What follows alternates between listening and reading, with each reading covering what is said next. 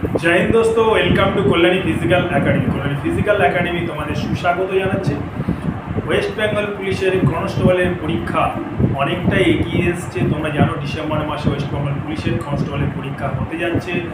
আর এটা কোনো নতুন বিষয় নেই, তোমরা সবাই জেনে গেছো। কিন্তু আসল যে বিষয়টা তোমরা অনেকেই জানতে চাইছো সেটা হচ্ছে ওয়েস্ট বেঙ্গল পুলিশের যে পিইটি হয়, ফিজিক্যাল এফিসিয়েন্সি টেস্ট হয়, সেখানে চেস্ট মেজারমেন্ট কি আছে সেটাই তোমরা জানতে চাইছো।